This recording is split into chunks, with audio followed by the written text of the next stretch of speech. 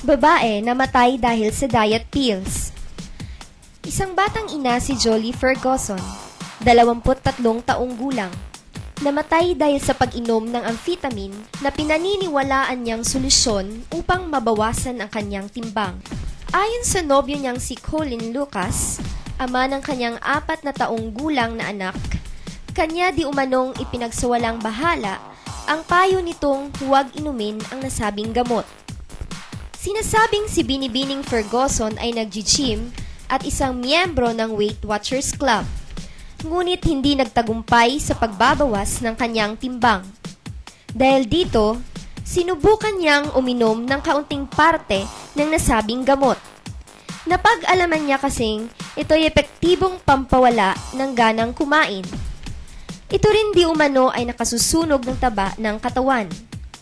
Si Binibining Ferguson na 14 ang laki, na sinasabing ni minsan ay hindi uminom umano ng gamot, ay nagkaroon ng pagdurugo sa utak o cerebral hemorrhage at komplikasyon sa puso o heart failure dahil sa nakalalasong epekto ng amphetamine. Ayon kay Ginoong Lucas, dumanas raw ng hirap sa paghinga, pagpapawis at pagsusuka si Binibining Ferguson. Ngunit tumangging tumawag ng ambulansya sa hiyang malaman ng mga tao ang kanyang sinapit.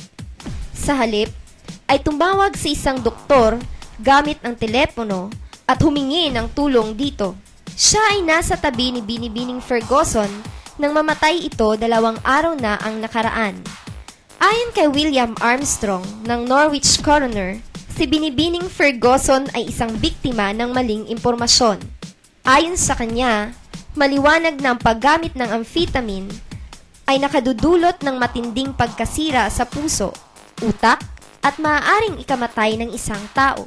Ang taong madalas na gumagamit ng gamot na ito ay siyang may pinakamataas na posibleng magkaroon ng ganitong problema. Nakuha mo ba lahat ng mahalagang impormasyon? Kung gayon, isara ang video 2 na ito at bumalik sa Module 2. I-click ang magpatuloy para sa pagsasanay 2.